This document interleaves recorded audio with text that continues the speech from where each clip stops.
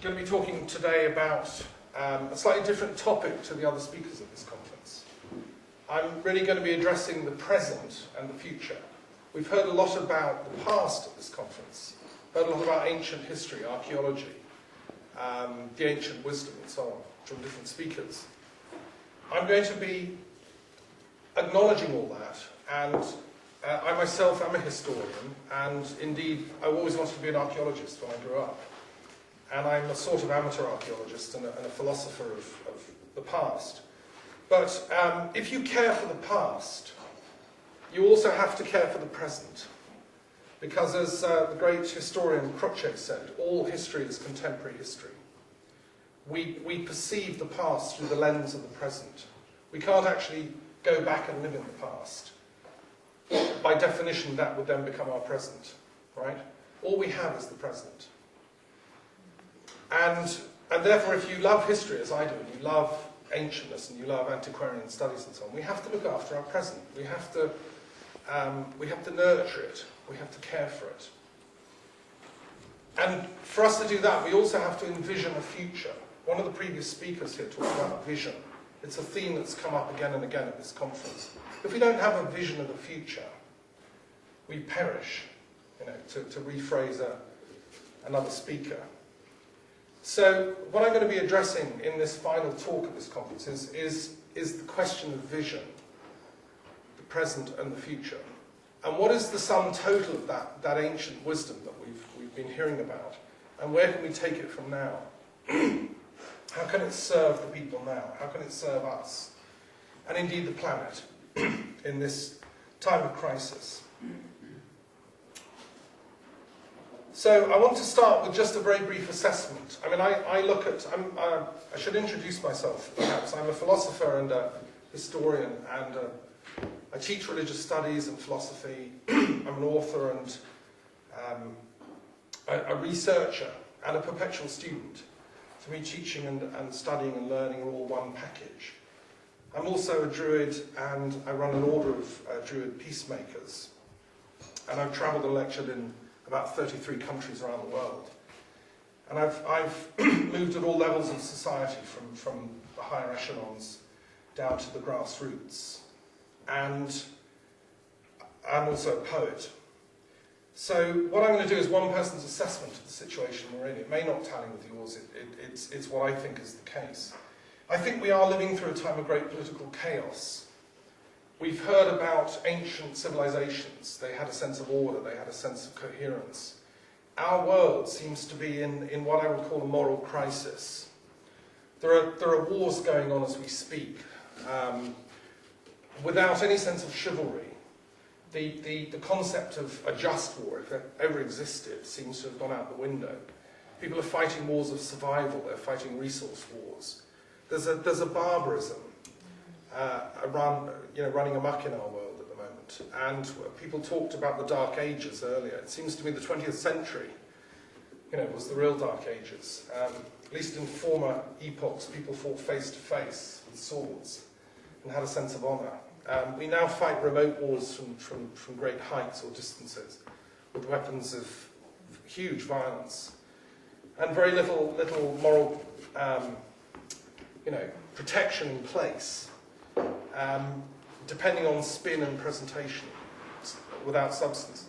So my assessment of the current situation on the planet as a peace thinker, a peace philosopher,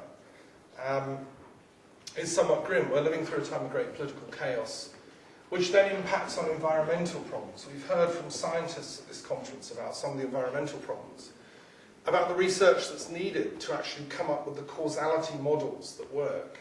There's a discrepancy between people's trust and scientific expertise that's been pointed out at this conference.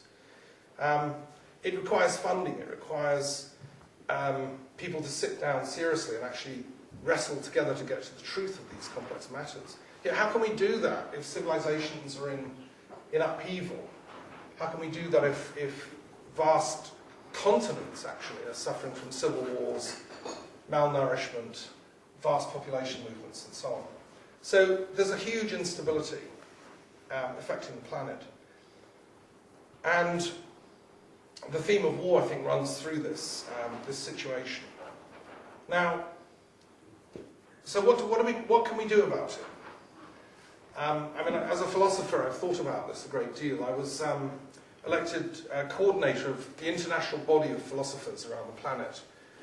We've been meeting since 1900, every 5 years, in Paris. It was set up. A group of philosophers trying to come together and discuss everything from metaphysics to ontology to political philosophy to the philosophy of science and so on. Philosophy meaning the love of wisdom. You know, what light can wisdom shed on this crisis? I've been to conferences in Moscow, in India, in Russia, in Scandinavia, in France, in America. I've spoken at the United Nations headquarters on the role of academia and higher education in tackling peace and conflict prevention.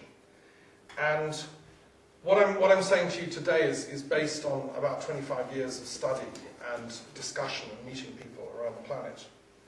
I'm also an expert in ancient philosophy, and I go back again and again to the ancient Greeks as philosophers. I spoke yesterday in some of my poems about Orpheus, about Apollo, about the Muses. They were the emblems used by Plato for his academy in Athens, which lasted for nearly 1,000 years, where philosophers and sages came from all over the Hellenistic world to study politics. Greece had all these problems. Yeah, they had city-states in rivalry, they had civil wars, they had Athens and Sparta at each other's throats. They had a huge empire in the east attacking them, the Persian Empire, which on paper they should have lost to. They had internal conflicts within the city-states. They had different rivalries, different gangs, different family squabbles. And they thought through in great detail, how can we best live as a society? That was the job of the philosopher, was to think through. I believe one of our guests from Scotland here was talking about a quote from Heidegger, the German philosopher, saying, we've almost forgotten how to think as a people. The Greeks, came up with that miracle. In an emergency, stop and think. Right? Don't just act. The most important thing, Homo sapiens, we have to plug into our sapience, our wisdom. Right? And we have to stop and think. So for the next, this final slot of the program, I'm going to ask you to stop and think. Okay? And really I'm asking us as a species, us as mankind, isn't it time we stopped and thought a bit about our predicament? There's too many people with too many kind of agendas and partial visions. If the solution is going to come, if we're going to come up with a shared vision of the future, taking forward the wisdom of the past into a sustainable future, then we're going to have to do it together. It's the first thing. Thinking is a shared activity. This is one of the beauties of the Greeks. Socrates came up with that. Dialectic. That's discussion. That's thinking through together. Dialectic. Plato taught in the same way. He taught through dialogues. What a revolutionary concept. Instead of writing a treatise saying this is what reality is, he wrote little plays, of discussion between people. The rabbinic Jews did the same in the Talmud. They have conversations between the rabbis about the interpretation of the Torah. They don't say at any one point, this is the definitive interpretation.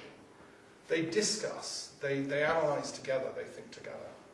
So that's what I'm inviting you to do, is to think together. It's for us to think together. The solution to the problems affecting us.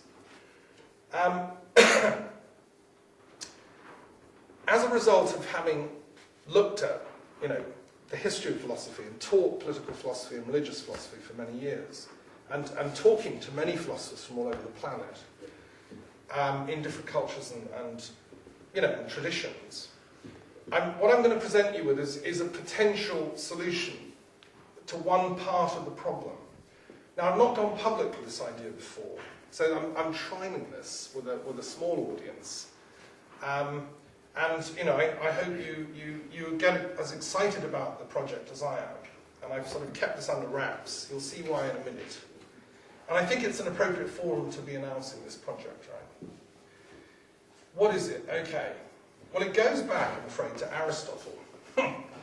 Aristotle was one of Plato's students who turned up from Macedonia. His father being a doctor, a Greek doctor, physician to the king of Macedonia. Aristotle could have done anything with his life. He could have become a politician, a doctor. He was from a descendant of Apollo. All good Greek doctors descended from Asclepius. He could have been, whatever. He chose to go and study in the academy and become a philosopher. And he carried on after Plato died with the patient work of analysis and teaching and research that Plato began his career, advancing. And one of the many areas of science that Aristotle developed was political philosophy. It didn't really exist before he came along and analysed it. And he also developed the fields of logic and psychology, biology, zoology, etc., metaphysics, and so on. But it's particularly the field of political philosophy I'm talking about today. What he said is that let's first of all analyse all the states that exist. Let's get data on the constitutions of all the countries, all the city-states, all the territories, right? Let's ask them, let's go and research what kinds of government they have. And literally that's what they did. His students and research associates, went and found out. And they analysed several hundred city-states for their constitutions. And Aristotle came to the conclusion, having analysed all the data, as a good social scientist, because he's in effect inventing social science here, that there's three kinds of constitutions, three kinds of governments. There's democracies, in which power is wielded by the majority. There's aristocracies, in which power is wielded by elites, theoretically the best in the community. And there's monarchies, in which power is wielded by a sole monarch. Now, Aristotle analysed those three different types of governance. He found that each of the three tended to become corrupted. Democracies tended to end up in mob rule, kind of lowest common denominator, and also corruption, faction, intrigue. The fact that the majority wants something doesn't necessarily mean it's the best thing. It's just whoever speaks loudest can persuade the others. Aristocracies also tend to become plutocracies, elite little factions that can perpetuate their dominance in society without actually any more being the best. You can get corrupt elites, corrupt aristocracies. And finally, monarchies can also become corrupt. They can become tyrannies. Giving one person sole power as a sovereign can be a recipe for disaster. It can be brilliant if you get a good monarch, but absolute disaster if you get a corrupt or a wicked one. So having looked at all the options, what Aristotle said as his solution to the problem, the predicament, so he couldn't think of another alternative, was let's have a mixture of all three. Okay? Let's have, in the ideal constitution, let's have an element of democracy. Everybody gets to say about some things. Let's have an element of aristocracy, where the most intelligent, the most capable in any given field, can have their say and guide the democracy. But also, let's have a monarch who actually finally makes the decisions, who's got the authority and the power, the sovereignty, having listened to the wisdom of the masses and the elites, then to actually put it into action. The executive power of the monarch. Now, it's interesting. You probably know from history where I'm going here, because one of Aristotle's students was, of course, Alexander the Great, who then did the monarchy thing with an incalculable effect on history. Alexander, for love him or hate him, he was a phenomenon. And when he went to the oracle in Egypt, he was declared a son of God, son of Zeus and Amon. People thought a monarch of that stature was semi-divine or divine. And I would go so far as to argue that subsequent religious history would have been very different without Alexander's attempt to reconcile the whole of the Hellenistic and the Near Eastern world into one grand kind of ecumenical community. He was content to leave local religions doing their own thing. He met, for instance, a delegation of rabbis came from Jerusalem. They quite liked Alexander. He never went to Jerusalem, but they came to him and said thank you, because he was bringing order, basically, in that region. So Aristotle lived at a time when this experiment was in effect being enacted on the world stage. And subsequently, all of history has been a kind of fluctuation between those three principles. Different states and governments ever since have had elements of monarchy, elements of democracy, and elements of aristocracy. Sometimes one state emphasises one and sometimes the other. All three go back to ancient times. In the ancient civilizations we've been looking at, the Etruscan, the ancient Celtic, the ancient Americas and so on, there were elements of all three, and some were emphasised more than others.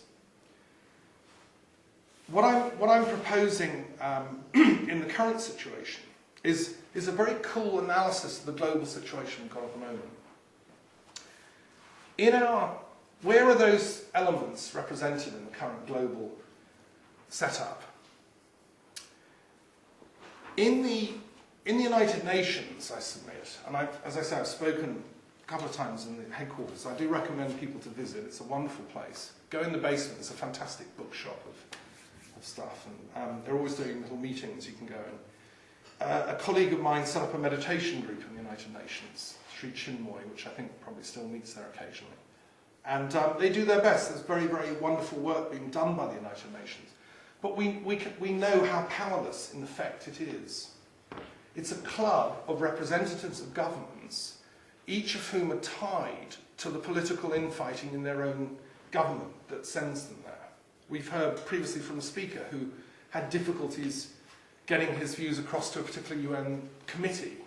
There's so much intrigue and political infighting going on in the United Nations that it's almost unable to actually do anything at the end of the day. And it's proved unable to stop, say, the fighting in Darfur, or to really solve the Israel-Palestine conflict, or to really solve the problems of Cyprus, or Tibet, or Northern Ireland. So many conflicts, partly because they're internal. And one thing governments can say is, that's an internal conflict, like Tibet-China. And it's all a question of definition. Is Tibet part of China? Well, mainland China's now a major force in the United Nations, so can block any attempt by the United Nations to actually look at that problem. And that goes on all the time. Let's just take one example. So the United Nations, for all its failings, does nevertheless perform an incredibly important function. And it does represent what I would say the democratic principle of the planet. The governments that are represented there, on the whole, have democratic elements to them, such as our own country. So that's, in a sense, Aristotle will be pleased. Democracies have got a club. What about the aristocracies of the planet? Where are they? Well, they're there in our kind of scientific institutions. They're there in our academic networking. They're there in our elite groups. Things like professional bodies, doctors, etc., etc. And in a sense, yes, they're represented. They are. They have their networks. They have their ways of communicating. But when you come to the monarchs, there's a void. Okay, we've heard at this conference about the history of monarchy, and we've heard about the sacredness of the monarch's functions. We've heard about the god kings of England, the god kings of Europe. We've heard about the Sumerian ancient dynasties and the Babylonian dynasties. We've had a feast of monarchical wisdom, if you want. We've heard about some wise rulers from the past, some wise kings. But look around the planet now, and what are they doing? Well, this is a project I took on a couple of years ago, and I've been slowly developing, as director of the International Institute of Peace Studies and Global Philosophy, which is an academic network looking at peace and its intelligent development. Okay, it occurred to me, if I was Aristotle visiting, I'd say these monarchs ought to get their house together. They still have quite a lot of influence, quite a lot of power, quite a lot of prestige. And there's about 34 of them still reigning. And some of them are extremely powerful and influential figures in their own cultures and also globally. So what I've proposed on behalf of my institute is that they should convene a council of monarchs globally. These 34 monarchs who still have, an official reigning sovereignty in their own lands should come together for the good of the planet and to address the problems of the crisis we're living through as a global community, and add their voice alongside the work of the United Nations and the other institutions. So what I've done is actually produced a document which I've got here, a policy document for the Council of Monarchs, right, which was mailed earlier this year to every single reigning monarch on the planet. And I've started having some replies from them. And what I'm proposing is that they should come together every year, hosting each other in turn. There's only 34 people. It would be a weekend conference. And they would simply come together and discuss the problems of the planet, right? Particularly the conflicts, the war, the fighting going on in many troubled parts of the world. And what they could do as, in many cases, just figureheads. They may not have actual power, but they certainly have moral power, and they certainly often have financial power, because we're talking about some of the wealthiest people on the planet, these great dynasties, okay? The other thing that would be very interesting about the Council of Monarchs, if and when it gets going, is that it would be an interfaith body. Because we have reigning monarchs from Japan, from the Shinto, Buddhist tradition. We have reigning monarchs from the Roman Catholic world, Spain. We have we have monarchs from the Protestant tradition, Norway, Sweden, Denmark, the United Kingdom, Netherlands. We have from the Islamic world, Morocco, Jordan, Saudi Arabia, the United Arab Emirates. We have reigning monarchs from the Buddhist tradition in Thailand, and in Nepal, just from the Hindu tradition, and from the African tradition in Lesotho, and also from the Pacific tradition in Tonga. So it's a microcosm of the different faiths and cultures of the planet. So what would the Council of Monarchs do? Well, I'm only a philosopher and a Druid, and one thing Druids used to do traditionally was appoint the monarchs and give them advice. And so as kind of the Peace Druid of Britain, this is a project I'm suggesting that the Council of Monarchs might want to address. One thing I think they could do is have influence over conflict resolution. I think if a Council of Monarchs sent a mediation team to country X, simply fact-finding, simply to get the story from both sides, and to sit both parties down in private, and thrash it out, however long it takes. What's your story? Why are you so angry? What's your story? Why are you so angry? What do you want? How can we help? This is, to me, what a real monarch would do in any given situation. After all, what did monarchs do in the past? They gave justice, right? What is justice? But sitting people down, hearing the story, seeing where the problem arose, and then sorting it. Maybe sometimes somebody's in the wrong and they need to be told that.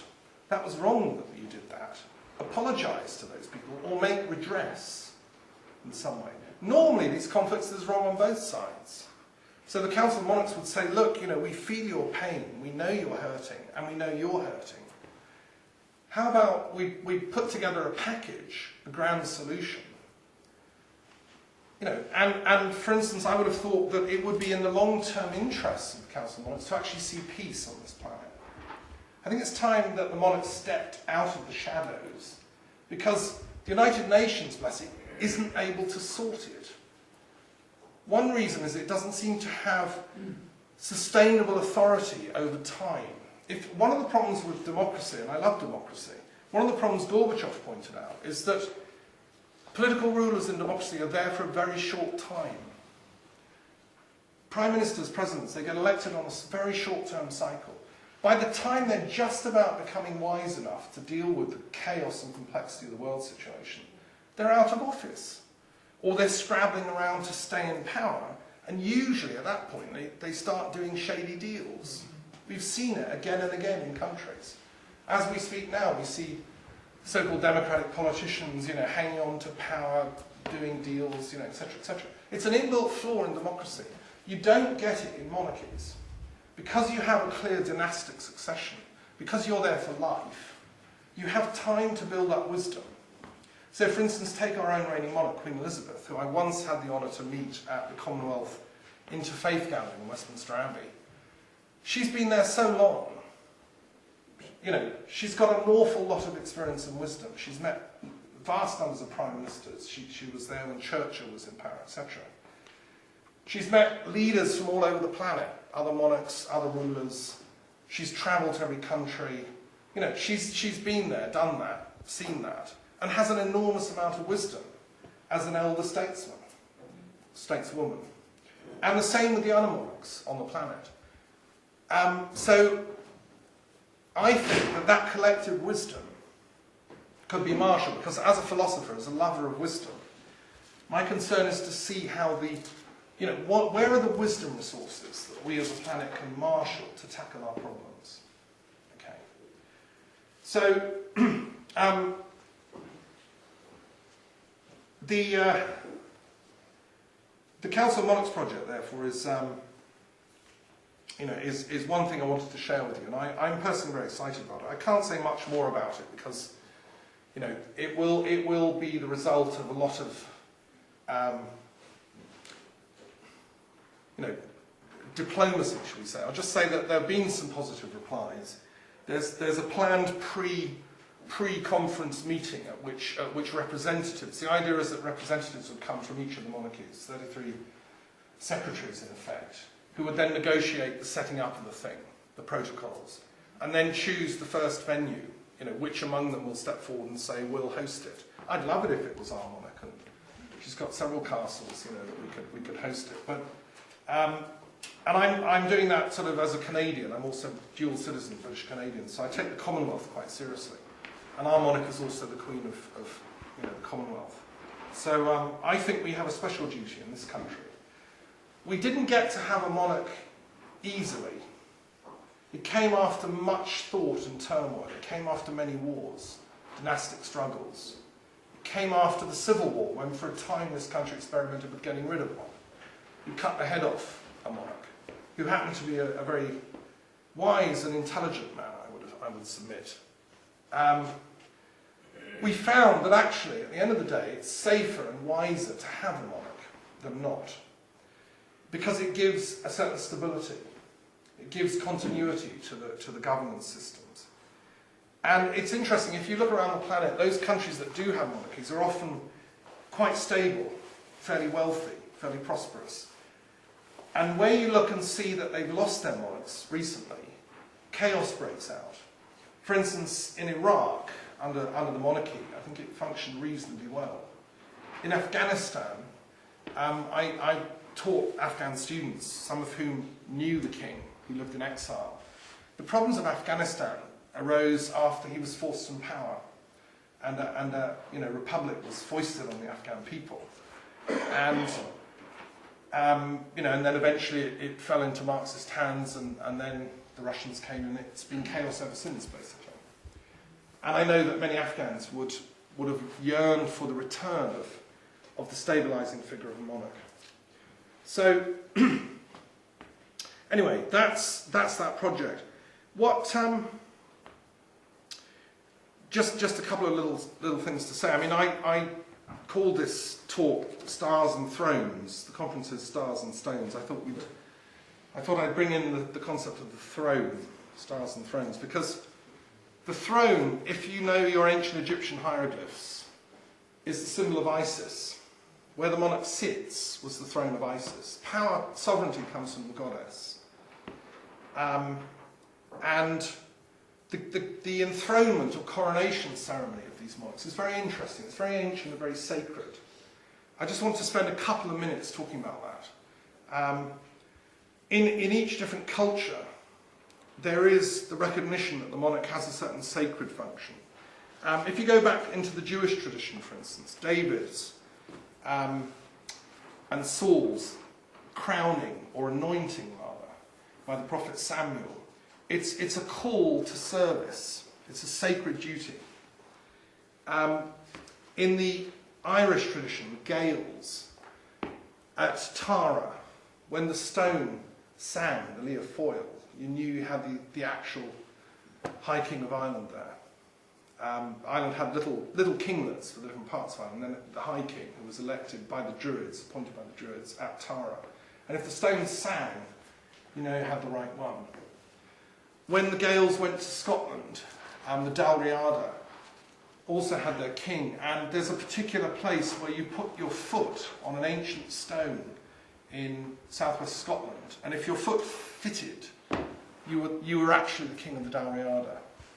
Those traditions, of course, came down to the stone of Scone, which is a sacred stone in Westminster, where the monarch is enthroned of, the United Kingdom of Great Britain and Northern Ireland. So there's that symbolises the relationship between the monarch and the land. And most monarchs, if they're worth the name, care not just for a faction or a party, but for the whole of their people and the whole of their land. Often they were and are great landowners, and therefore have a vested interest in the environment, in sustaining good agricultural practices and the fertility of the land. Often the monarch is a symbol of fertility as well for the land. In Slovenia, it's the same thing. In Slovenia, when the Count of Slovenia was elected as king, he was enthroned. And by tradition, a peasant or a woodsman could go and insult this person or ask him a question, and could slap him one time, just to show that he was there to serve the people and shouldn't get too uppity. And in the enthronement, so that was in the Slavic world, in the Slavic cultures. Of course, in the Celtic world, the archetypal monarch Arthur, again drawing the sword from the stone, proving his worth, and again is then wedded to the land, is the king of the land, which is what's enshrined in the Arthurian legends. Now, the symbol of the crown is interesting. I've been talking to various people at this conference about the history of the crown. Where did it come from? As a piece of jewellery, I suppose. To my knowledge, nobody's ever written the definitive study of the history of crowns. It would be great fun. And I was asking actually someone earlier, where's the first crowns found in England, on English soil? Did these early Anglo-Saxon monarchs have crowns? And if so, at what point? When did they adopt it?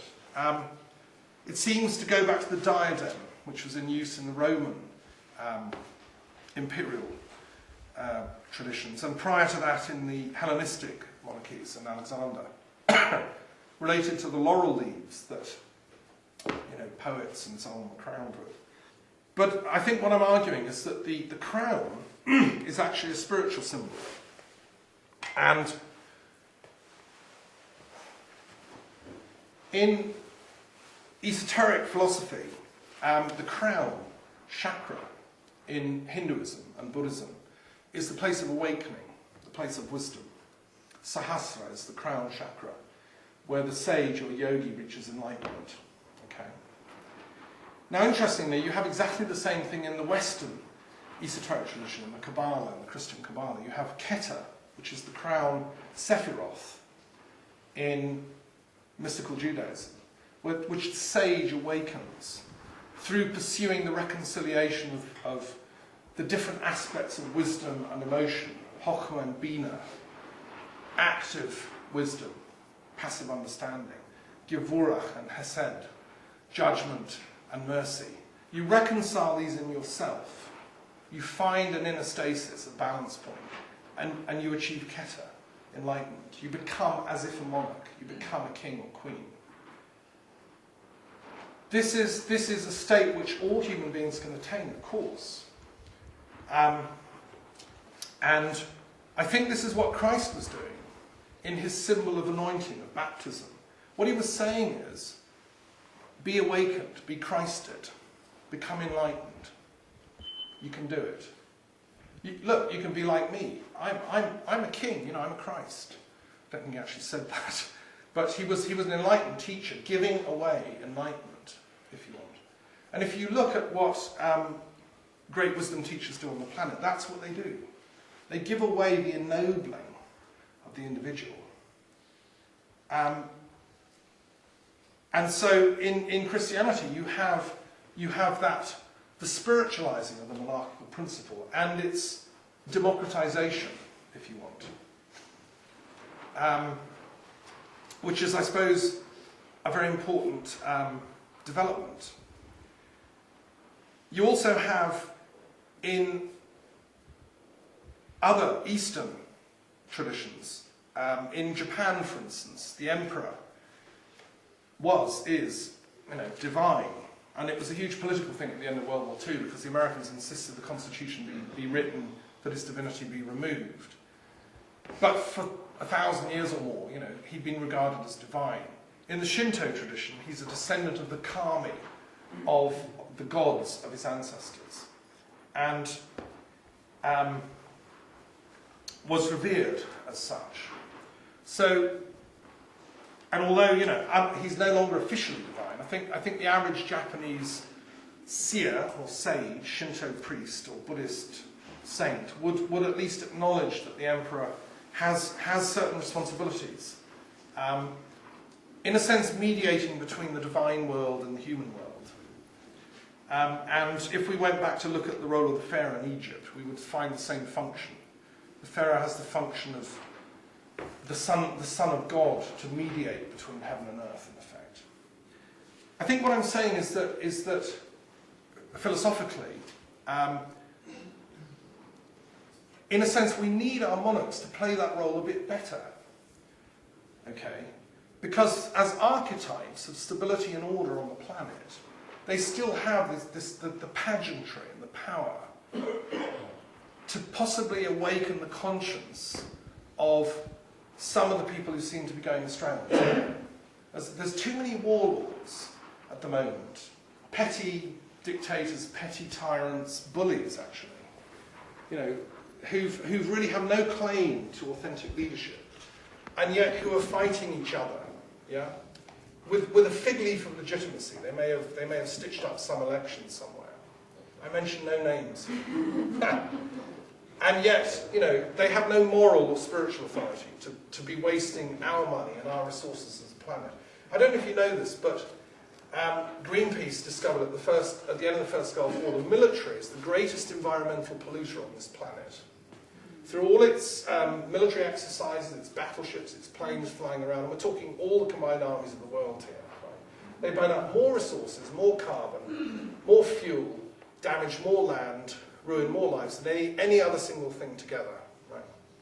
So, as long as we let them go on doing that, there's nothing we can do to sort the problems of the planet, because they're using all the resources we would like to be using for good things like education, health, learning, archaeology, etc., etc. Food, good agriculture. So really, but who tells the warlords to stop? Traditionally, it's the monarchs. They bring them to heel. But who tells the monarchs to tell the warlords to stop? That's us Druids. Okay. So that's why I'm saying this. And that's why I'm launching this project. And I hope that I will be joined in this project by my equivalents in other countries. I don't know who the chief peace thinkers or Druids or philosophers are in Thailand or Japan or Saudi Arabia or Spain or the Vatican or Norway or Qatar or Swaziland or Thailand or Tonga. But, let's work together. I'd like to establish, a common effort here. The key thing here is to get the warlords sitting up, handing over the weapons, going back to school, really. Going back in the fields, getting on with the farming, loving their wives again, loving their children, being home to watch the family grow up, having a family, doing normal things like the ancient Sumerians and Egyptians used to like doing.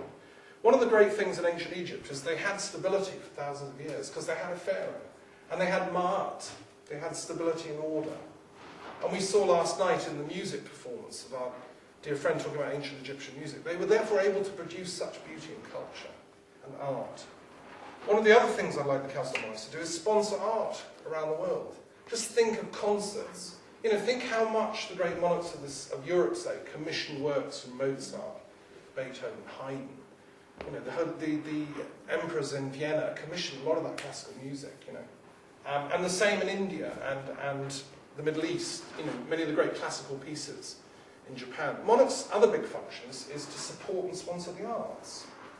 Queen Elizabeth I, what did she do at Christmas? She had Shakespeare come and do a play.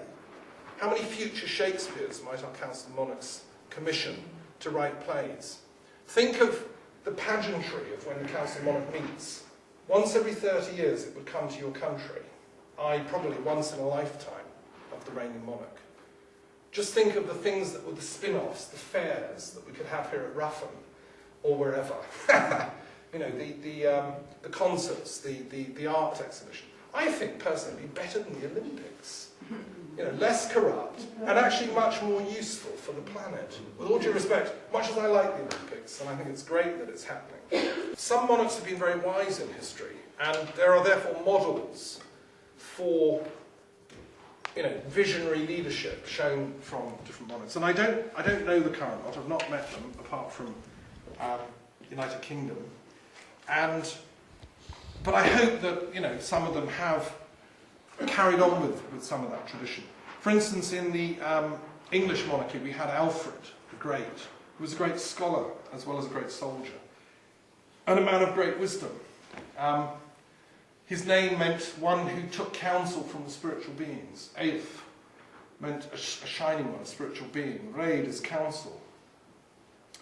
And he sponsored learning, scholarship, monasteries, libraries.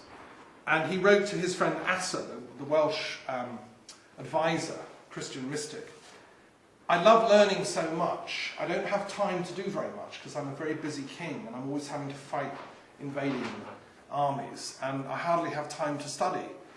When I get to heaven, will there be room to study? Will they let me go on studying? What's your view? And Asa wrote back and said, Dear king, I think when you die, you will be allowed to go on studying. I think you'll probably meet other kindred spirits who can carry on. So that was the extent to which Alfred loved scholarship and learning. Harun al-Rashid, the ruler of the Islamic world, the caliph of his day, founded the Beit al-Hikmah, the House of Wisdom, in Baghdad, and sponsored scholars and sages from all over his realms to come together, travelling as far afield as far Asia, as India, translating manuscripts and texts from ancient Greek, from Sanskrit into Arabic, so that the combined works of learning, they translated, for instance, the works of Aristotle into Arabic, could be studied by his own scholars. They could then read the Quran, they could read their sacred texts through the lens of universal wisdom. They could look at Muhammad's prophetic ability and understand how it works. What does it mean to be a prophet? What does it mean to be a seer? What's the psychology underlying it? And this, in turn, sponsored the whole of Arabic and Islamic philosophy ever since, which was taken up in Cordoba in Spain. Abdul Rahman, great emir or ruler of the Spanish Muslims, again sponsored universities, libraries, scholarship, translating these texts, learning all the time. And the same in the Spanish world. Alfonso the Wise, the great king of Spain, again sponsored scholars to come together and discourse about ultimate reality. What is truth? What is justice? And you have similar notions in the Indian concept of monarchy, in the Chinese, in Thailand and Japan. In the Buddhist world, of course, Buddha himself could have been a monarch. He was a prince. He was to inherit his father's throne. He surrendered it to become a universal, a Dharma Raja, a ruler of Dharma, rather than any particular outer kingdom. just as Christ surrendered any sort of temporal kingdom to develop the notion of the kingdom of God, the kingdom of heaven. It's the same idea. So the Buddhist monarchy has traditionally always supported and sponsored learning, comparative spirituality, philosophy, and so on. Right, I want to talk a little bit now. I'll come back to the Council of Monarchs project, but I want to move on to a couple of other things that my institute is doing of relevance to this gathering. Just say a word about the background of my institute first. It developed really from two origin points. I was asked by the University of London to do a feasibility study into creating a National Centre for Peace Studies in Britain, in London. And I spent 3 or 4 years teaching and researching in Bloomsbury, at the hub of the University of London, but also travelling. I travelled to about 30 countries worldwide, looking at how their academic systems teach and research for peace. And many other countries have national centres for peace studies, peace research. We in Britain don't, and I still maintain we need one in London. And I'm still working on, developing that. But meanwhile, I've been sort of running a network of scholars involved in peace studies around the planet. I sit on various commissions dealing with that. I've spoken twice at the United Nations headquarters. There's a commission of university presidents that meets, that looks at the role of universities in advancing peace worldwide. And it's been my honour to go and speak there twice and meet heads of universities from all over the planet. Universities can do a lot for peace, and the more scholarship, the more programmes we can have in different countries, the better. I mean, I think there should be a peace studies unit in all universities, really. It's as important as any other subject, if not more so. So that's kind of one project. I also, as I may have mentioned, got involved in looking at the role of religion specifically as an academic in conflict and conflict resolution. So I set up a thing called the Multi-Faith and Multicultural Mediation Service back in '96, after going to a conference at the Vatican with a body called the World Conference on Religion and Peace, which is the main body globally that deals with peace and spirituality. And I found that there's a huge lacuna there. Religious leaders are not using their authority, their spiritual authority, enough, it seems to me, to actually prevent conflicts. They're not prepared to meet the other guy because they have too much at stake. They have their own authority. There are authority games that go on in religions, just like everywhere else. And so that's why I came up with the notion of a mediation service that could have representatives from the different faiths and could therefore help mediate conflicts where those faiths come into conflict. And I've dealt with, 20, something like that, cases ever since. It works behind the scenes, and it's an ongoing project. Also, another initiative I took in the late 90s was to set up a Commonwealth Interfaith Network. As I mentioned, I'm Canadian and British dual citizen, and Commonwealth is 53 countries, again from all faiths, cultures, and yet there isn't a kind of place where spiritual leaders throughout the Commonwealth can come together and share and discourse. So it seemed to me that would be a sensible thing, and it exists. I set it up. If anyone's interested, talk to me later. Get in touch. The other thing I've been involved in my own sort of personal journey, my own personal work, as a poet and a bard and a druid is we all have to develop our own spirituality as well.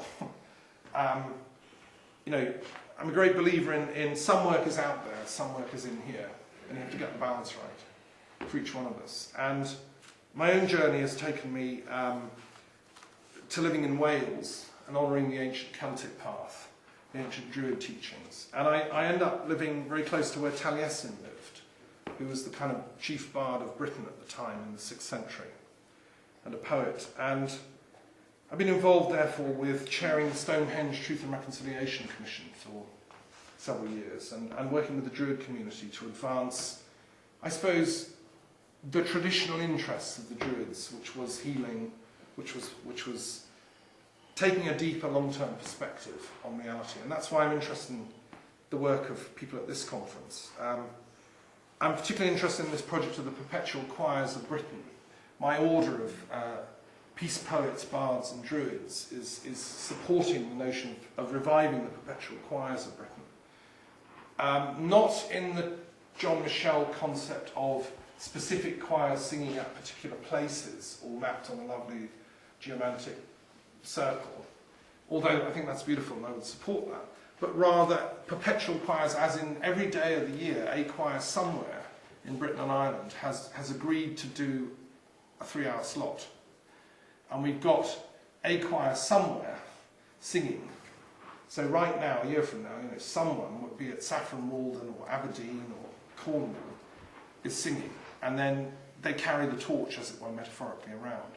Now, I like that project because A, I like music, and B, we've got a lot of choirs in Britain, church choirs, community choirs, youth choirs, and so on.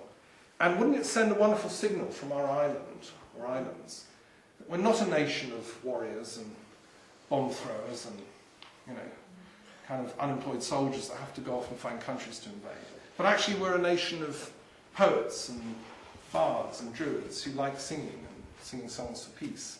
So that's, if anyone wants to get involved with that or is involved with a choir, do let me know. And also the Stonehenge Eisteddfod is a project that I'm developing on that model. The Stonehenge event overnight, June 21st, dawn, it's great, everyone mills around. And I think there should be an action Eisteddfod where you do your poems, you get your prizes, like in the Welsh National Eisteddfod model. And so again, that's running. If someone wants to submit a poem, a piece of art, a website they've designed, something creative, it can win. And if you're lucky, you win the Holy Grail Award. Yes, I found it, and I'm giving it away. June the 21st in Amesbury. The core thing that I've been involved with, since the early 80s really, is the study of philosophy and the search for a philosophy of peace. Because I'm only a philosopher, I'm not a king, I have no authority apart from as a teacher and someone who can point stuff out to people. Okay. My interest, my passion is philosophy. The world is such a beautiful place. We look out, we see fields, we see sunlight, we see trees, we see the breeze. There's beauty all around us, yeah? And yet in many parts of the world, people look out on ugliness. There are people in jail who can't even look out. There are people being tortured right now. There are people who wouldn't be able to look out because they're starving to death. There's people afraid to look out because there's armed people wandering about, etc., etc. I become a peace philosopher for aesthetic reasons. Yeah, as a poet and a lover of this world, I find it an aesthetic affront. This is where I slightly differ from Kierkegaard, who said the moral and the aesthetic are totally different, and the sage goes for the moral. I think they're the same, they're interconnected. Beauty is goodness. I'm with Keats on this. Yeah, and so therefore, as a philosopher, it's an affront to me that people live through such fear and suffering. I think I mentioned earlier, my family knew a person who worked for the Canadian Army who ended up at UNESCO headquarters after the war in '48, who met Oskar Schindler long before anybody had ever heard of Schindler. We have a family, connection therefore to that. And I think philosophers need to be like Schindler. We need to be heroes. We need to rescue those we can rescue. So what would the philosophy of peace look like? It has to be a philosophy of justice. Because unpeace is where justice breaks down. People resort to force because they feel affronted, humiliated, attacked, assaulted. Normally it's in self-defense. The tragedy is, of course, that people on this side of the mountain and that side of the mountain are simultaneously afraid of each other and both resorting to arms. Yeah? Which is where the sage or the druid or the council of monarchs, someone has to go above and say, look, guys, I can see the bigger picture. What you need is better water supply. Here's a couple of million. And what you need is a new seed crop. Here's some new seeds. There's a very depressing program recently on British television, that Tribe program. Wonderful program where he goes around the world meeting indigenous cultures. And in a particular part of Africa where the water supply is drying up, these tribes are all starting to fight each other with guns, of course. You know, and it's just a survival struggle. The last thing they need is guns. Yeah? So, what is it we actually need? Well, what I'm arguing as a philosopher is we actually need enlightenment. I think I've come up with part of the answer as a philosopher, how to reconcile these different warring systems. And in January, well, over Christmas, I went to India and presented a paper which has been a couple of years in the making, which I published finally, called Enlightenments. Now, I use the term plural, enlightenments, plural, because there isn't just one type of enlightenment. Each system, each religion, each culture has a model, a cartography of enlightenment. The Christians have one, the Islamic sages, the Sufis have another, the Kabbalists, the Buddhists, the Hindus, the Druids, and so on. What I'm saying is that as philosophers, yeah, we need to sit down and compare and contrast our models, compare the maps, and see what's common to them. And I can assure you, it's a small book, but it's based on lots and lots of research. There is a commonality. The good news is, it's not the same thing, and one of the tensions is the kind of people that say enlightenment is something you get when you leave the planet. It's about getting out of body, escaping suffering, you know, getting to a higher world, heaven, the kind of escapist model of enlightenment. There's another very secular notion of enlightenment, which is in the West, which is enlightenment is getting rid of all religion, all spirituality. It's about advancing human rights, equality, you know, social development, and so on. In this world, that's enlightenment. And that was very much some 19th century Marxist kind of concept that was very influential in the 20th century. What I'm arguing in this book is that actually real enlightenment is going to be between the two. It's going to be holistic. It's going to be the enlightenment of everybody. Yeah? Like the Mahayana tradition in Buddhism, which is very precious. You don't work just for your own personal enlightenment, but for the collective enlightenment of the planet. But you know, we can't all become Buddhists. I'm a meta-Mahayana, you know, Druid. And therefore what I'm saying is that the enlightenment which is embedded within each tradition can be reactivated, like the lights on a Christmas tree. But for that you need them all to be plugged in and then stick them in the mains. And the mains hasn't got a copyright, you know. What's the colour of electricity? Which led me on to another piece of research, and this is ongoing. And this is, I'm very interested as a philosopher in the study of languages. How the words we use either mask or reveal knowledge. Language is a filter, and it can convey or not truths, yeah? And as a philosopher of language, I've been very interested in this for many years, and a long time ago I realised nobody really worked on comparative etymology of terms for philosophical concepts, which I find ridiculous. You know, you go to university, you study Latin or Greek or Hebrew, you become an expert in that linguistic system. You spend years, you know, I have friends that, you know, professors of Sanskrit or whatever. But that's all they do. And they become experts in that thing, right?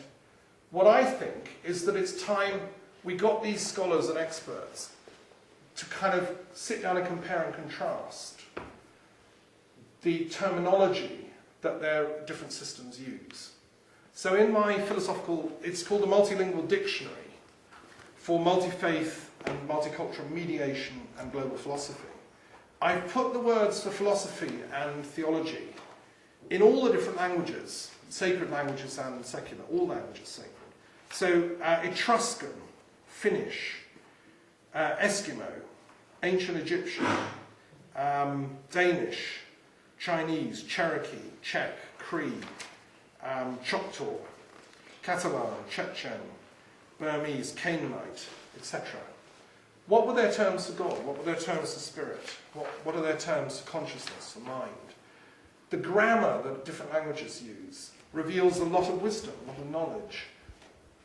These words I'm speaking now come from thousands of years of accrued etymological layering, generation after generation.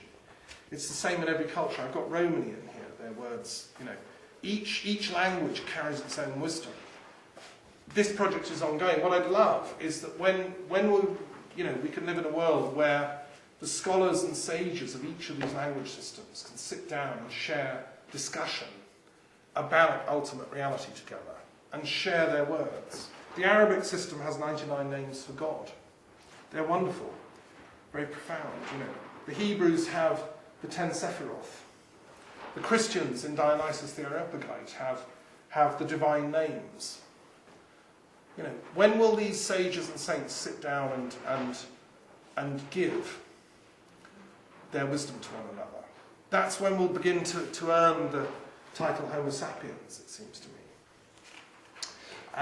And on that same line, the other thing I published, because each culture has its saints and sages, but again, each culture only tends to study its own. Yeah, you go to shrines for your own saints and worship there, but you don't look at the other peoples, the other cultures, and you can buy dictionaries of saints in your own system, Christian or whatever, but not any kind of universal thing. So as a religious studies teacher, I thought this was a great lack, and I produced a universal calendar of saints and sages. Now what this book has got, and nobody's done this before, which I think's a bit daft, but there we are, is for each day of the year, there's a saint or a sage from each of the great spiritual systems on the planet. So Buddhist, Hindu, Jewish, Islamic, pagan, humanist as well, etc. And it's a study manual. So if you have a little interfaith group or a group of philosophers discussing ultimate reality, you can set one up locally here in Bury St Edmunds. You come together once a month, 10 or 12 of you, you each choose a different figure, the person of the day, and you prepare a little talk on them. And each of you in turn takes, the Hindu or the Buddhist or the Christian, and you just share as a group, and you learn. I mean, it took 20 years of study to come up with a list of names. I've tried to filter out the pseudo-saints, and every culture's got them. The dogmatists, the people that don't really deserve the name.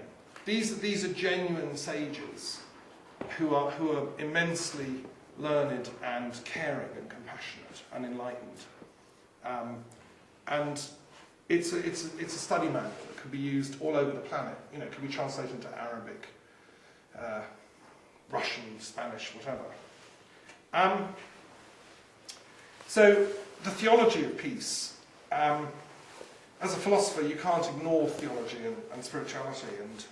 And I've been very involved. I'm very interested in the ancient religions. The thing that I suppose is different about my work as a scholar is that I pay much more attention to primal religions than most religious studies experts.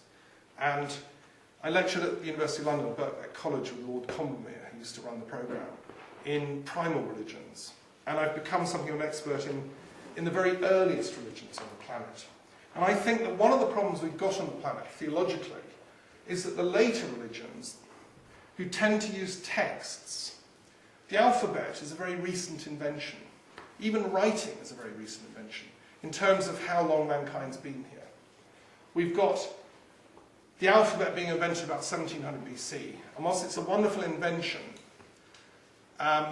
it creates an illusion, which is that knowledge can never be put in a book, that the ultimate truth could ever be locked away in a text. Yeah? The ultimate truth, we are living it, we are it. It is us, it is the movement, it is time, it is space, it is life. We are the living narrative. The book can only ever reflect some little part of that, and even the wisest book in the universe can only be a little tiny fraction of the wisdom that is in a single tree. And so this has created the problem. I call it the battle of the texts. As a philosopher of religion, I would say that we're living through the battle of the texts, resulting from the epoch of the invention of writing. We have to go beyond the text to the context and remember the oral traditions, the oral teachings. This is why I resonate with the Druid teachings. They didn't write them down, they were living oral traditions, right? And to reconcile the battle of the texts, we have to go to the oral lineages which survive within each of the religious systems. In Tibetan Tantrism, you have an oral tradition of transmission that's handed down. In Zen, in the Hindu sages, the ashrams, it's a living tradition. The same in Druidry, the same in all the religious systems. In Sufism, which I've I've always tried to go to living masters in my own journey and learn from face to face, heart to heart, as well as also reading the texts. I do think you've got to do both. I'm not saying throw the texts away, I'm saying read them scrupulously. That's why I love Jesus' teachings. He said, I'm not come to change the texts. No, they're lovely. Keep every single letter. But I've come to represent the spirit that's living inside them.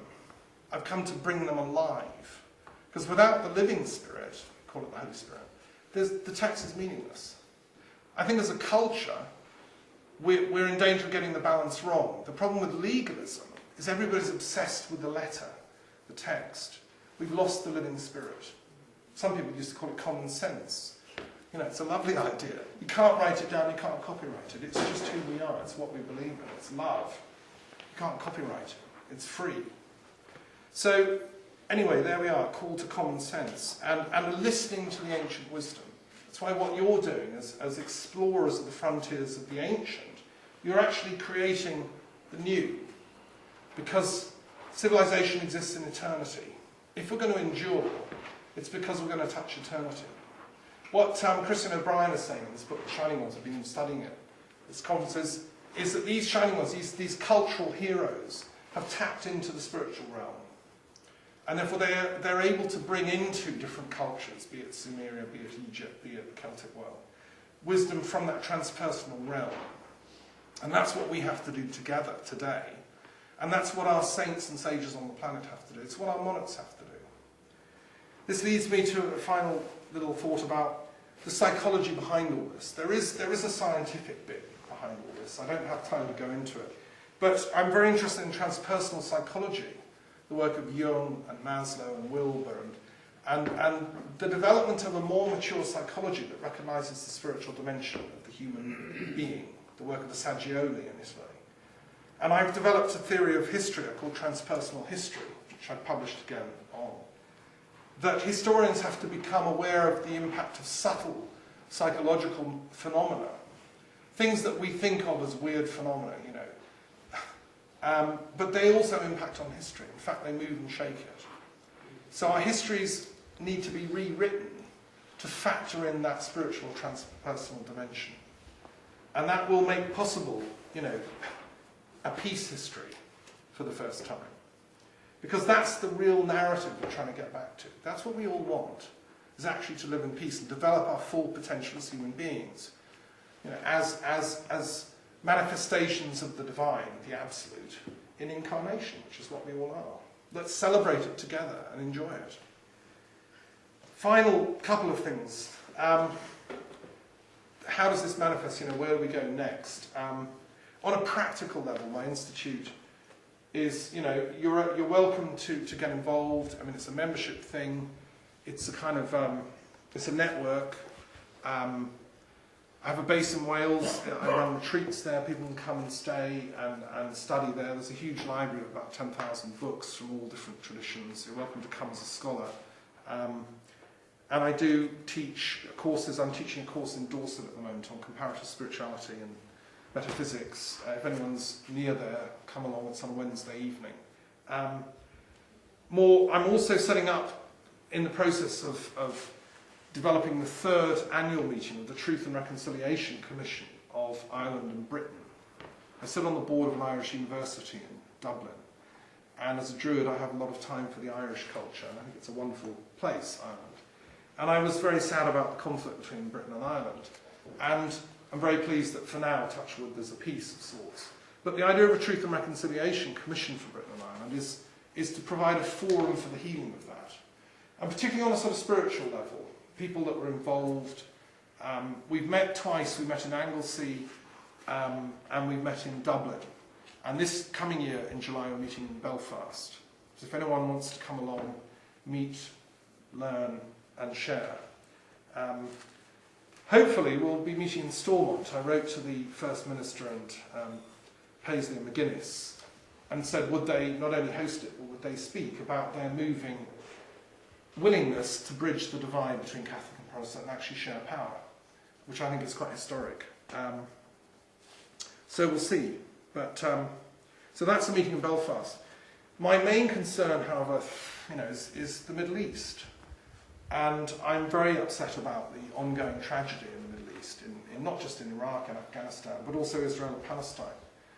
And, you know, they're all right. This is the problem. You know, the Palestinian narrative, the Nakba, as they call it, the tragedy of their forced exile from Palestine. You know, it's a tragic story, the massacres that were done. There's a video you must watch called Occupation 101, which tells the story from the Palestinian point of view. And also the Israeli point of view, you know, victims of the Holocaust escaping, finding the refuge, a sanctuary, the heroic pioneers that set up kibbutzes. They were visionaries and utopians. You know, there are people in Israel that would agree with every word I've said metaphysically, yet, you know, it's ironic that Israelis can't actually go to Palestine very easily and talk to Palestinian peace activists and vice versa. So what I'm doing is organising a Truth and Reconciliation Commission for the Middle East, TRCME. It's not that far away. You know, one of the things we've learned at this conference is how Britain and the Middle East were kind of connected in ancient times. Well, we used to kind of administer large regions of the Middle East when we had an empire. I still think we have a moral duty to do our bit to try and help bring peace to that region. And so there's a meeting in Bethlehem in August, the Palestinian bit, and Tiberias, the Israeli bit, for anyone interested in actually coming and talking about reconciliation and non-violence and good peace practice. I'm hoping that you know, peace thinkers, peace sages will come together and gather there. So those are two practical things. And otherwise, I'm going to finish with a poem. It's quite fittingly, given I've talked about the Council of Monarchs, it's called We Three Kings. And it's based on the carol. You probably know it. The three kings that traditionally go and see the baby Jesus when he's born. And I think that's such a moving story. Whether or not it's true, it's metaphorically true, telling us that people of power went to greet the sage. Yeah? This is an updated version.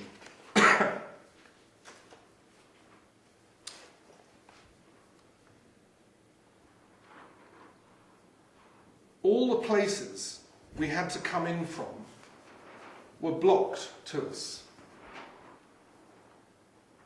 We were three kings, joyists, madmen, adventurers, mystics, disguised as actors, Dionysian revellers. Yet we couldn't promise to build anything outwardly. Chasing a star and being chased in turn by some awesome destiny. Forsaking our kingdoms after just one look from the invisible friend. That old story, drumming like golden rain inside us, as if a complaint against everything ordinary. We couldn't make sense of it then or now, but it didn't matter. The Spirit was with us, and the zest for the journey.